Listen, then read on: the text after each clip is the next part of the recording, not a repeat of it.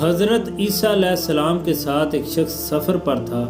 کچھ دیر کے بعد اس کو خیال آیا کیوں نہ اس موقع سے فائدہ اٹھایا جائے، کیوں نہ کوئی ایسا نسخہ سیکھ لیا جائے جس سے پتھر سونا بن جائے اور مردہ زندہ ہونا شروع ہو جائے۔ اس نے سوچنے کے بعد حضرت عیسیٰ علیہ السلام کو کہا، اے اللہ کے نبی، میں اپنی دنیا سنوارنا چاہتا ہوں، مجھے کوئی ایسا نسخہ بتائیں کہ میں مردوں کو زندہ کر سکوں۔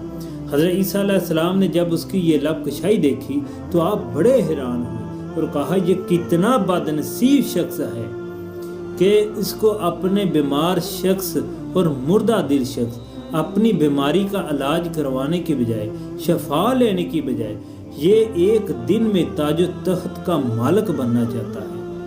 آپ نے کہا، چپ کر، یہ تیرا کام نہیں ہے۔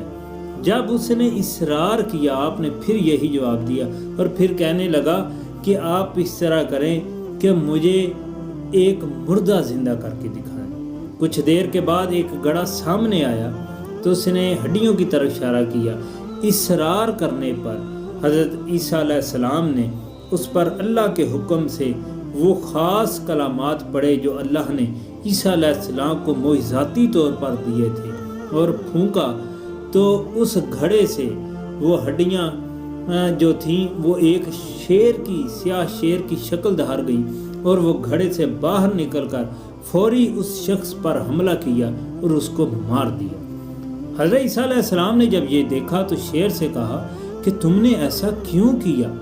اس نے کہا، اے اللہ کے نبی، یہ آپ کو تکلیف دے رہا تھا، اس لیے اس کو میں نے مار دیا۔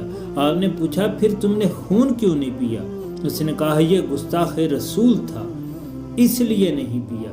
دوسری وجہ یہ بتائی کہ اس لیے نہیں پیا کہ میرا اس دنیا سے رزق ختم ہو چکا ہے۔ مولانا روم نے کہا کہ بیوقوف شخص ہمیشہ اپنی عادات اور حرکات سے پریشانی کا سبب بنتا ہے، اور پھر یہ بھی لکھا، نتیجہ اخذ کیا کہ گستاخ رسول کو جانور بھی اس دھرتی پر برداشت نہیں کرتے۔